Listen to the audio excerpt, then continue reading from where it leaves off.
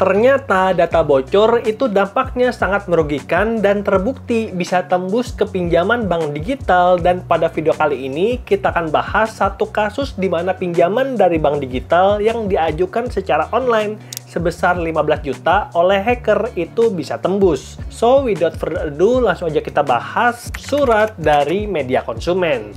Nah, berita ini ditulis oleh Pak Laurentius, di mana beliau menulis tentang pinjaman online di Bank Neocommerce yang nggak pernah dilakukan. Jadi, beliau itu melaporkan di Media Konsumen pada tanggal 14 April 2025. Jadi, ini masih hangat banget, teman-teman. Masih di tahun 2025 dan terjadi di akun Laurentius di Bank Neocommerce. Jadi, setelah membaca keluhan nasabah lain yang mengalami hal serupa, ternyata ini masalahnya juga sama. Jadi, mungkin ya ada korban lain di Bank Neocommerce yang pakai modus yang sama.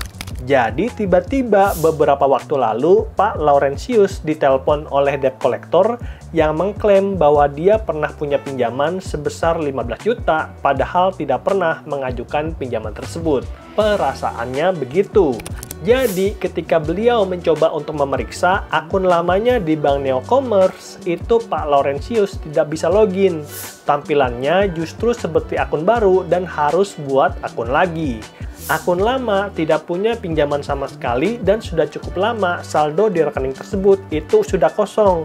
Selain itu, rekening pencarian pinjaman yang tertera dalam email dari Neobank bukanlah milik dia. Jadi, di sini Pak Laurentius langsung menghubungi call center dan memberikan semua data yang diminta, tapi jawabannya masih sangat mengecewakan.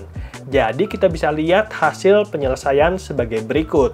Pertama, tidak dapat dilakukan penghapusan loan karena data-data nasabah dalam sistem masih mengajukan pinjaman.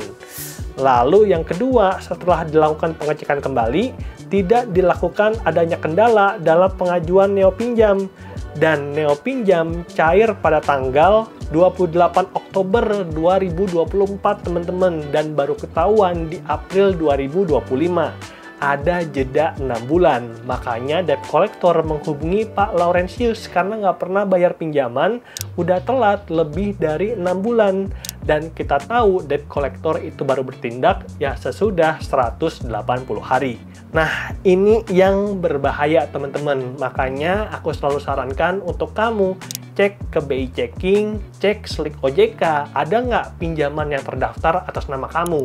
Karena kalau ada, itu berarti data kamu bocor dan bisa banget dipakai oleh hacker untuk ambil pinjaman dimanapun, walaupun kamu nggak merasa.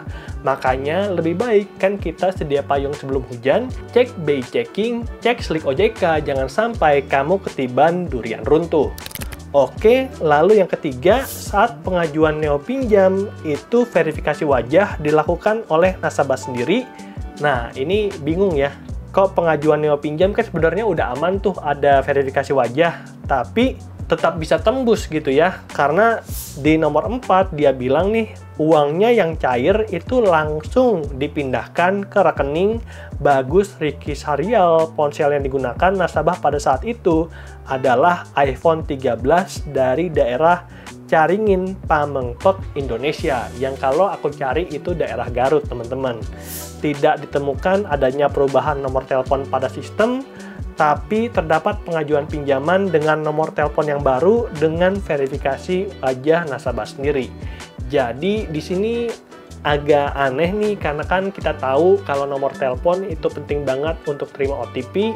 Walaupun mungkin OTP-nya sudah aman, tapi yang bingung bagaimana nih cara hacker meniru wajah dari Pak Laurentius. Karena kan kita tahu sekarang teknologi itu udah canggih banget, termasuk ada teknologi yang namanya deepfake, teman-teman.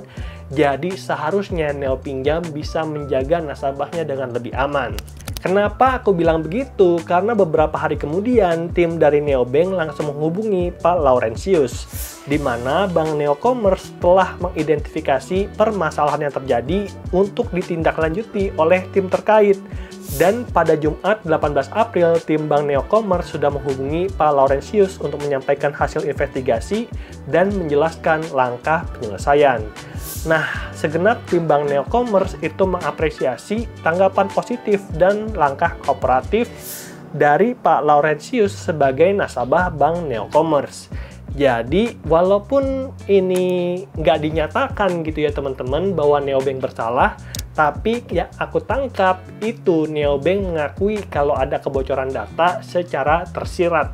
Itu yang aku baca karena kenapa? Karena Neobank itu kita bisa lihat komen di bawah. Di mana Pak Laurentius itu komen, saya sudah terima telepon tapi belum terima tertulis penghapusan dan berita acaranya.